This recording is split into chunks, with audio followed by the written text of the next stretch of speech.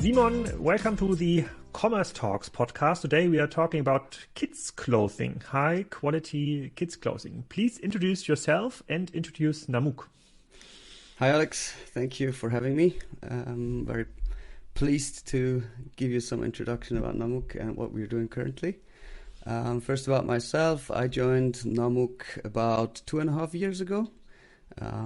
Basically there I was a digital marketing manager, but responsible for everything, e-commerce, website, marketing, everything you can imagine. I have a background in search engine marketing. I was working at the Web Republic, the leading digital agency in Switzerland for search engine marketing, and I also did some corporate communications there. And at Namuk now for 2.5 years, I'm not only responsible for the website basically, but also the whole tech stack. So we are in the middle of transforming our business from manual to software driven, which is quite interesting to be at the forefront or being responsible to do that all together. And we are coming back to that pretty soon, I guess.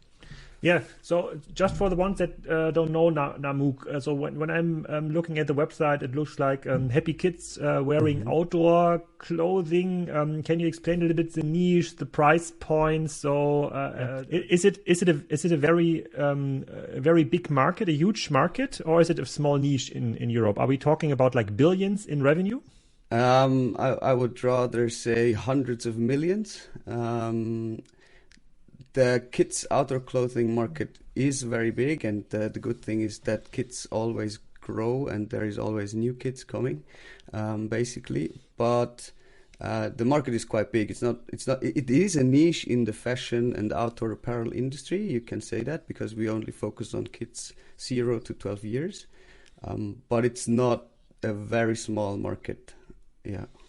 And from a price point, if I'm buying a travel clothes for kids on outdoor rain jacket or so, what are we talking about? Like 50 euros, 100 euros? No, Namuk places itself in the premium segment, so we want to be the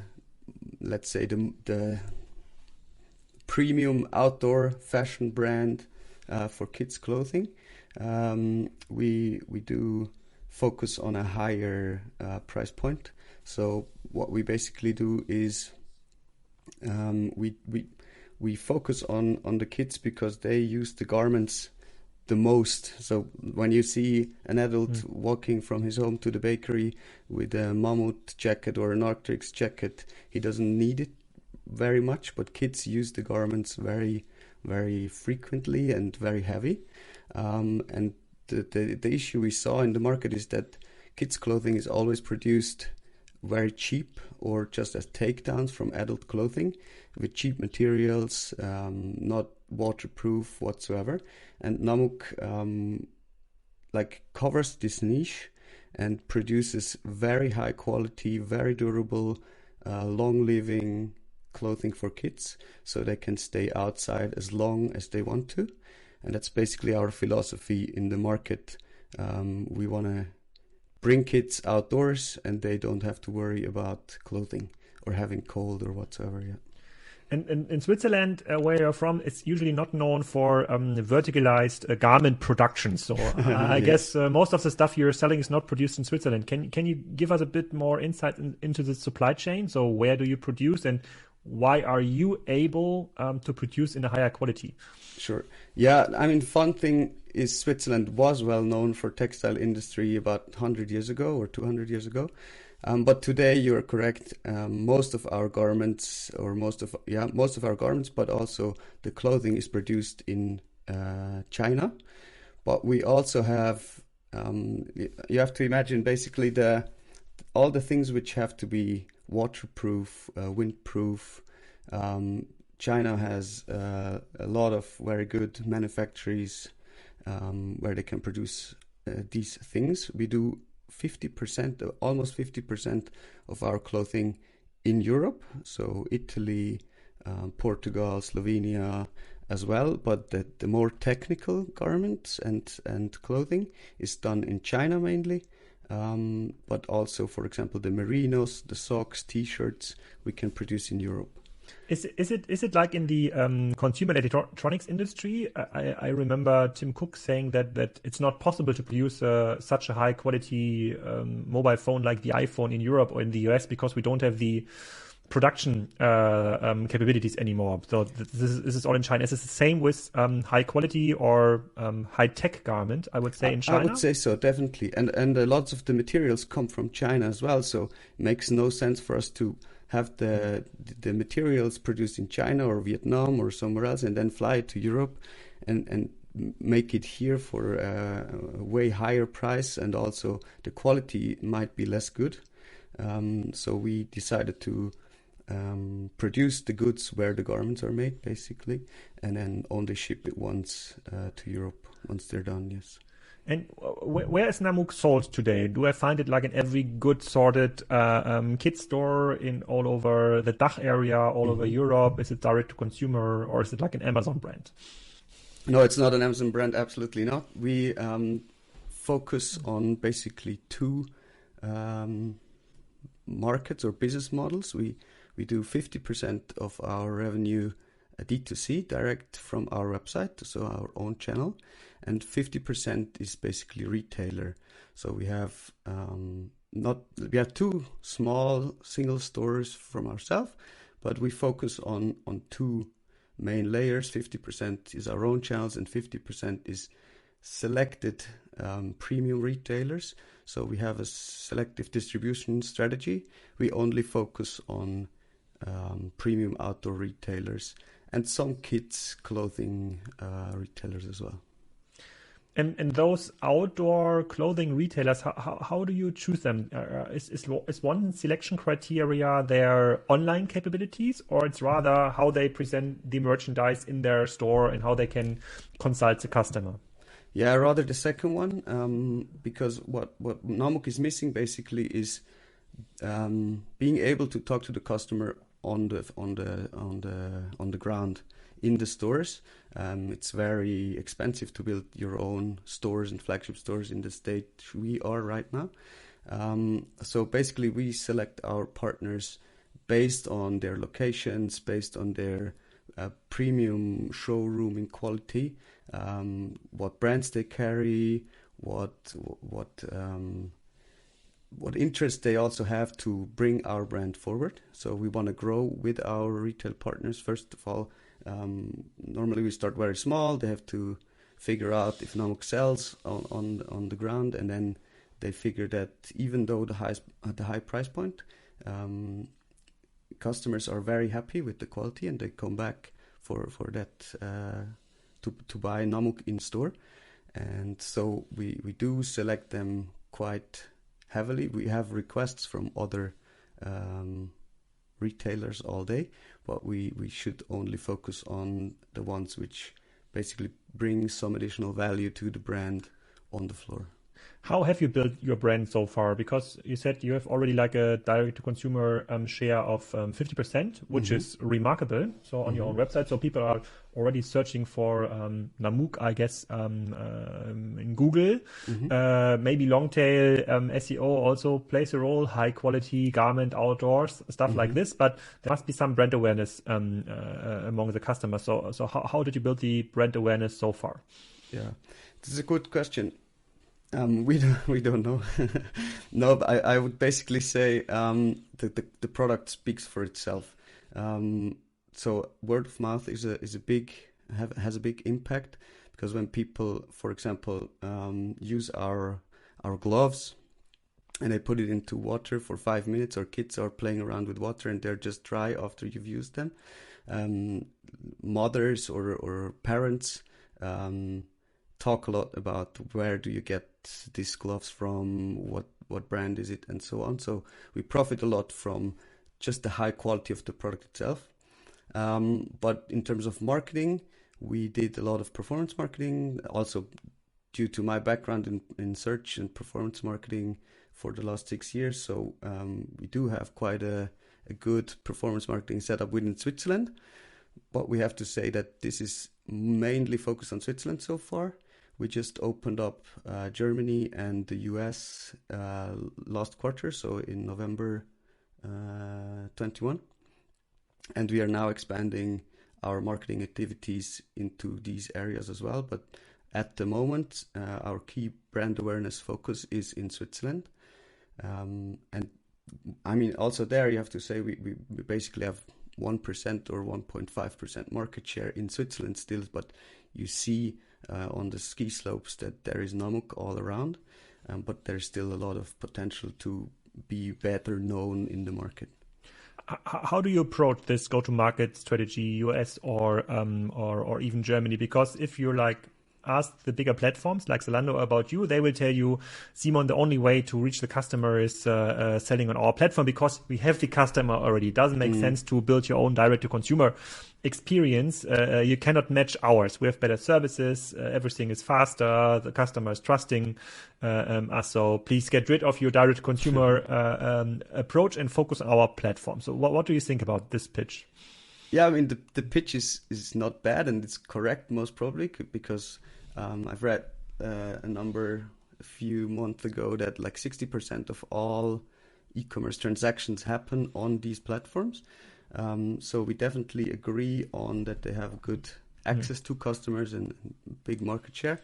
But namuk tries to go its own way. So we focus on having a direct channel to our customers, because also we are in a more premium segment, higher price.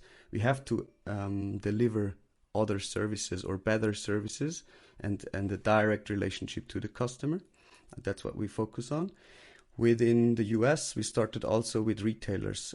So we basically do the same approach as in Switzerland. We reach out to premium outdoor retailers, get a foot into the door, and also building our own channels simultaneously. And both channels, they in German we say befruchten, so they help each other to grow.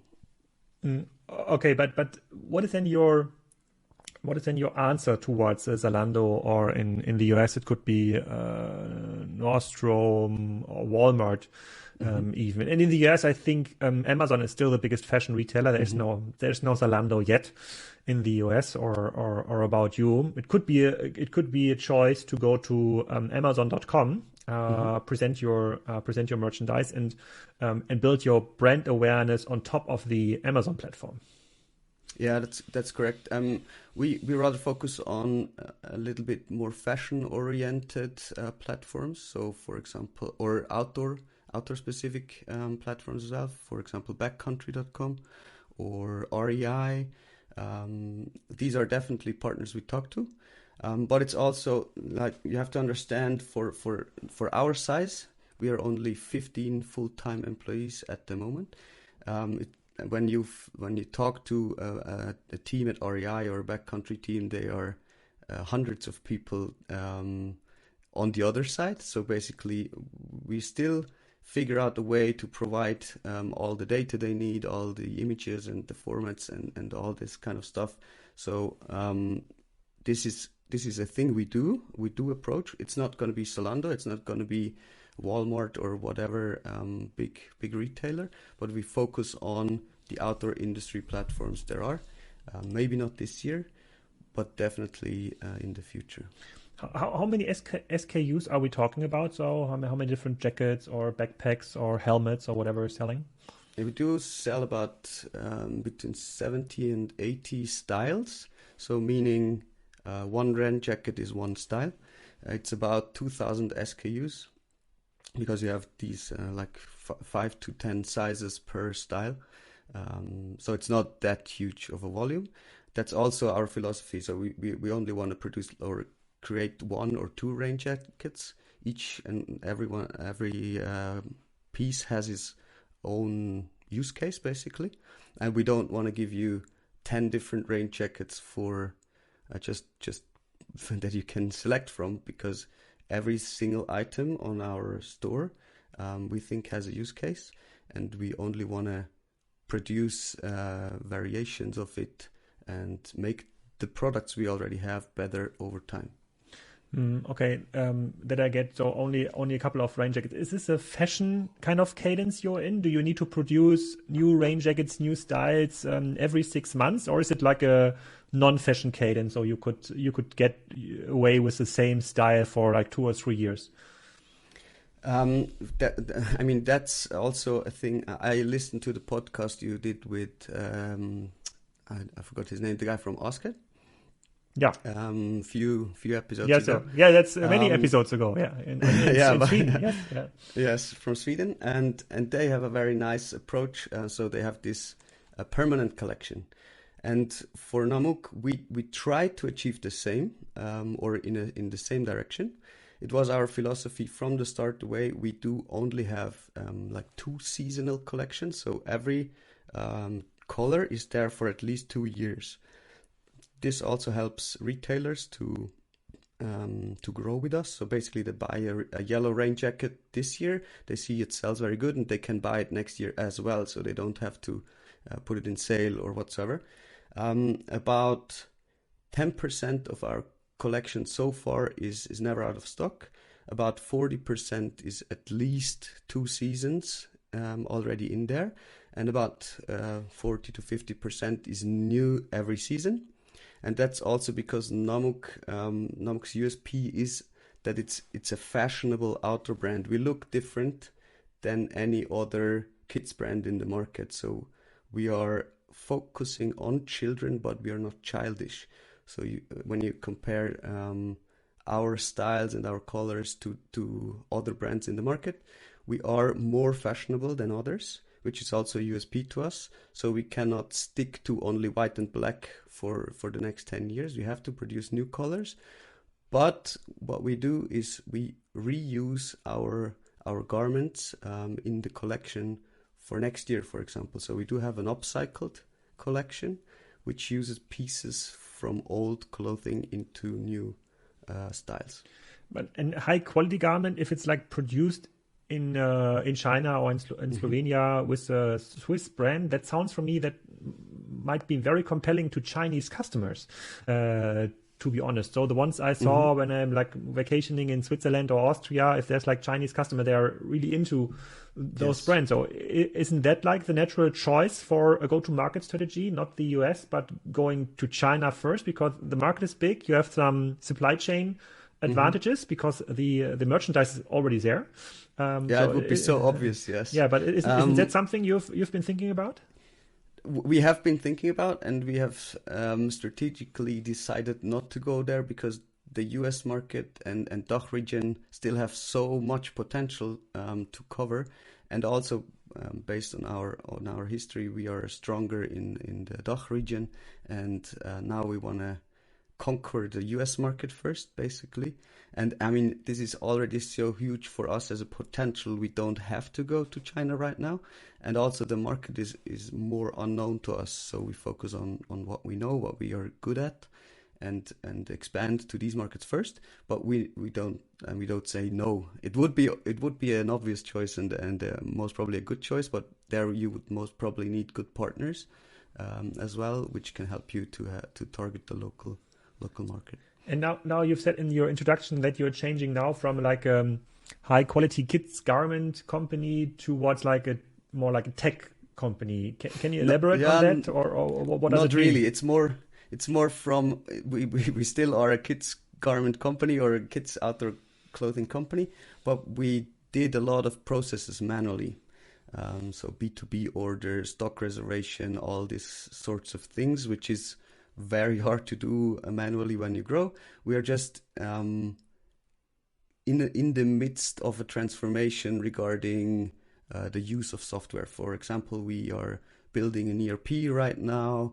We are migrating our old legacy Magento shop into a Shopify Plus store, which gives us more speed to adapt to new market strategies, but also giving us a better CRM, for example. We will have the possibility with Shopify to go into email marketing more, B2B software, which we can adapt to the store and so on. So we are way more flexible in the future just to scale our business 10 times. We don't know, I mean, we know that it's kind of a step backward from Magento to Shopify in some ways regarding flexibility or whatever you can do, but it's less development heavy. And to grow 10 times within the next 3 to 5 years, we need systems which are more flexible and also less manual than what we did right now. And so we try to achieve the next level before we might use other systems like Fabric or Spryker or whatever, but to reach that gap. Improve. I totally get it. It's interesting how you structure the market. Obviously, like 10, 15 years ago, Magento would have been like the go-to choice. There was no alternative. Now there are alternatives, like with Shopify Plus and other services. Because I would guess like your tech team handling like the UX still is like less than 5 people or 10 people the next year. It's you. Yeah. So, and I think there's obviously some trade-offs you have to make. I totally can understand this choice. And the more wholesale B2B-ish it will get, obviously the more limitations you have with the Shopify Plus or similar choices. But like for the next 2 to 3, 4, 5 years, it might be a very good choice. To go. So you're saying that you're not into CMS right now, where you're like writing individualized newsletters or WhatsApp message to your customers, because the interesting thing with you is there's like a constant need for new garments for kids. So when there's like a family buying 120 euro outdoor jacket for girls, let's say in October 2021, there's most likely a new need in October 22 or 23, depending how the family is buying. Is it something where you see like a huge potential, where you have a team already like writing this kind of messaging, saying, hey, new year, new season, new jacket? Is it something where you have invested already? We are doing it right now. So basically, with the migration away from Magento comes a lot of additional software which we will use. That's also a thing. I mean, when you asked about how did you build your brand awareness, this is a thing we are like desperately looking forward to. Being able to have the data of a mother buying the product, and in 8 months we can give her a personalized newsletter and say, hey, how satisfied have you been with the rain jacket you already bought? Here's the new color. All this kind of information, we do have it like at some point right now, but we are not really taking advantage of it.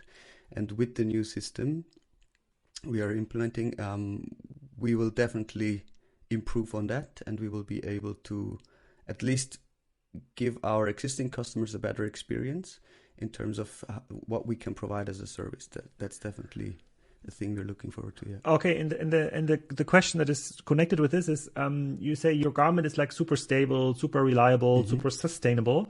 So most likely, like after one season, it's still usable. So there's a very vivid second-hand markets for kids, especially for high quality garment. So I guess people give it to their friends or other families they know. Is this something you could offer in a platform way, where you think, okay, I take your garment back depending on how much it's used, you're getting like 20% of the retail price. We will upcycle and then bring it into our like secondhand marketplace stuff. Is this something where you see potential or fit for your business model? That's actually what we already do. So in February last year, we tackled a long idea we had for a long time. We started building up a reuse platform. So there is namuk reuse. It's only available in Switzerland at the moment, because we decided to do it on our own. So we don't partner with a second-hand platform or like a provider. We do it on our own to also give a signal to the market that we believe in the durability of our clothing, and we buy it back no matter what. So the quality doesn't really matter regarding the price you get back. We take the full risk. We give you 20% of the retail price anyways, and we take care of the the selling process afterwards. So this is already done in Switzerland, and we try to expand this to other markets as well. Maybe there we have to go with partners first, because in Switzerland we can do it on our own because we are based in Switzerland. But providing this in Germany or also in the US will be a big step for us. And it's also one of our key or our focus points in the future. That's one of our pillars of the growth strategy we follow up with. Yeah, it's reuse and also recycle. Can you explain the reuse customer journey a bit? So I'm buying a jacket from you, and like part of the journey within the checkout process is already that I can send it back like within a year or 2 years or 3 years, no matter what, and you're giving me 20% of the retail price, or how does it work? Is it a more individual process where you say, okay, there's a high demand for this jacket, for this trouser, for this device, whatever, and write an email individually to the customer? So how does it work? No, the promise we give you basically is we don't communicate it very good yet, but we are improving on that. The promise we give you is that all the outer layers, so the things you don't wear directly on your body, you can send us back no matter what. On the website at the moment it says if it's not older than 3 years, but basically we take back everything. And then what we see is that the quality of the products are still like it's new a lot of times. And then we can resell it on namukreuse.ch. So there's a direct link between the two websites, and going forward, we try to integrate that into the new shop system. So basically, when you check out, you will be able to like buy the same product reused. And one thing we're looking forward in the future is also that you can rent it. So basically, you will have 3 options in the checkout: buy it new, buy it as reused, or rent it out for just a season and then give it back. This is also a thing we are looking into right now. What would be the rental price compared to the retail price? We can't say right now. We are just testing it. So basically we partnered up with Circle Supply, a startup from Valais, and they will do this with us first this season, and then we will use some of the data we gathered and see which price point is good for our customers. Basically, they will focus on tourists or people coming to Switzerland for 1 week, for 2 weeks, staying in a hotel, and then they get all the ski clothing for their kids for 1 week, and then they can give it back. I assume the price point is very like I can't tell it what it is right now, but we know that because we have a high priced product, it's easy to only rent it like 3 times, 5 times, and we are profitable basically. Yeah, that's even better than Rent a Runway. But that brings me to another thought. So today, when I'm going into a ski rental center in Switzerland or Austria, I know that obviously you can rent a snowboard, ski, all this equipment. So it's not standard that you can rent the garment. So there's no option today that I can go in there. I'm staying like for a week. I don't need this fully fledged jacket, snow trousers. I only need it for a week.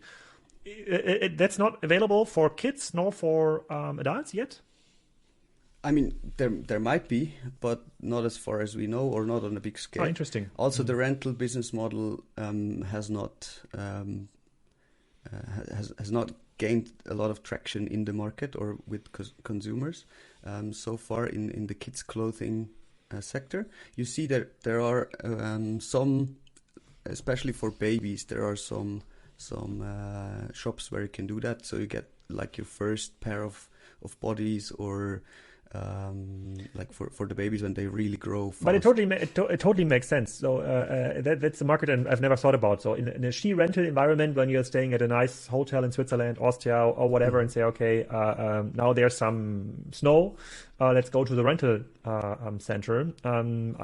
You usually would need everything: gloves, scarves, all this like high quality stuff, and you don't want to like come home with all the stuff because you might not have the space in your luggage, so like a rental, and this would even lead to like another interesting business potential. So people could opt in for like buying it, and then you can send it to them to their home. So it's an interesting model from my point of view. So I was remembered a bit when you say you're taking it back.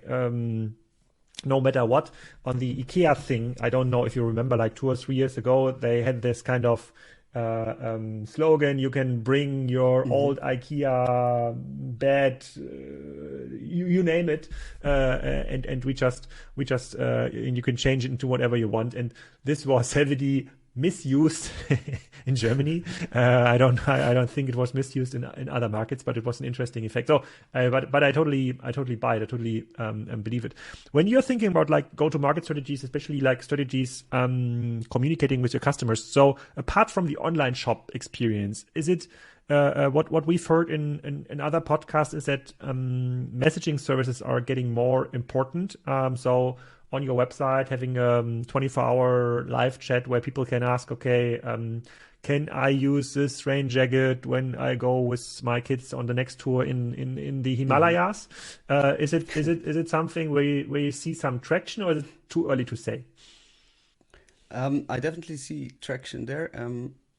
Like this chat icon on the website we do have as well. It's not there we don't answer you 24/7 because we don't want to go with chatbots or things like that. We do want to provide you a personalized customer service. So it's our customer service team answering it basically from 9 to 5. It's me answering you from 5 to 9, basically when my kids are in bed or something like that.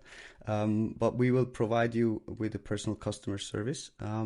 Regarding the messenger communication, my personal opinion is that it is more personal than email, and we have to be careful what to tell on WhatsApp or SMS Messenger or whatsoever, because your personal device, and we should not use it to do mass communication basically, but like give you a reminder where your package is, or this kind of thing. Hey, how was your jacket performing? Are you happy? Can we improve somewhere?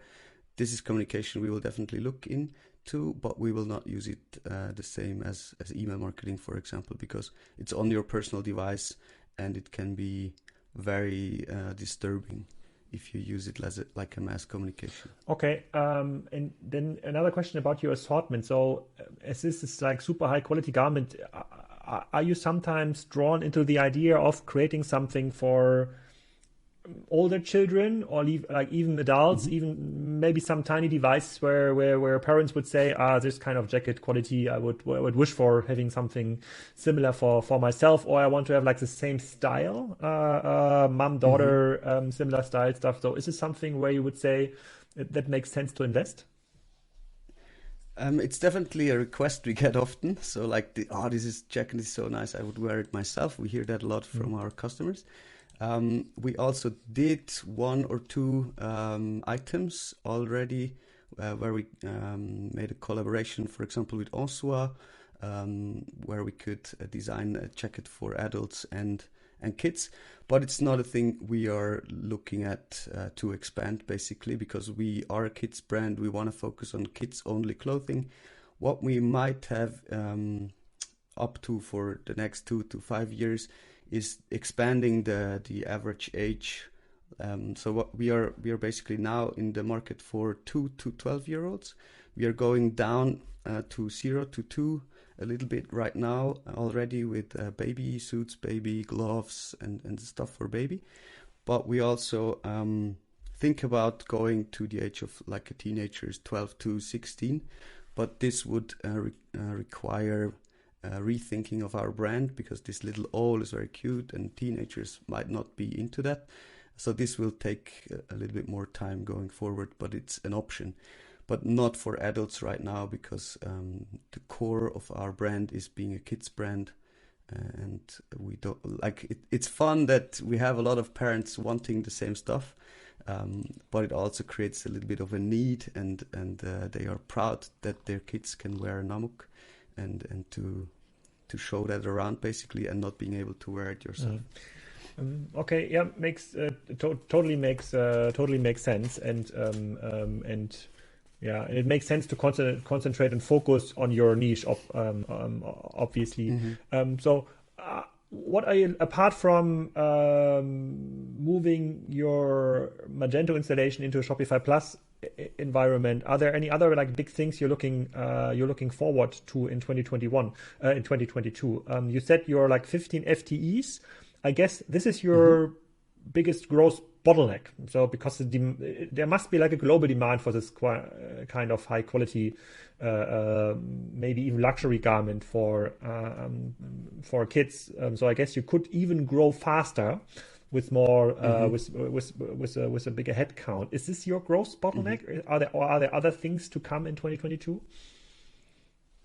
Regarding growth bottleneck, I would say definitely recruiting is one of the biggest issues. And we are heavily investing in recruiting right now. So like 2 weeks ago, an operations manager joined. We are getting 2 new salespeople for Switzerland next month. We have 2 open positions in marketing, social media, content marketing right now.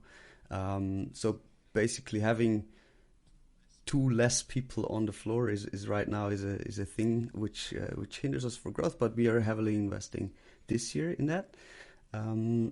Other than this, like what holds us a little bit back is this manual process of, for example, B2B orders, also reorders, which we had to enter manually or place manually, and there we're looking forward to having our Bright Pearl ERP system up and running in 2 weeks. And then the migration of Shopify, and then might be what we're looking at also is a B2B platform where retailers can place their orders themselves, look through the new collection for next year, already place pre-orders. That's definitely a thing we are looking for, yes. And then with the Shopify comes all the CRM, the communication channels. We are building up a loyalty program for our loyal customers, or like things, refer a friend or this kind of stuff we are just looking into right now, which will give us another way of scaling this year, definitely, yes. Cool. Simon, thank you for your time. I have to fly out to Switzerland today. I will have an eye on potential like namuk customers over there, and try to check your statement about that you're seeing namuk a lot in Switzerland already. It was a pleasure. Thank you. Thank you very much, Alex.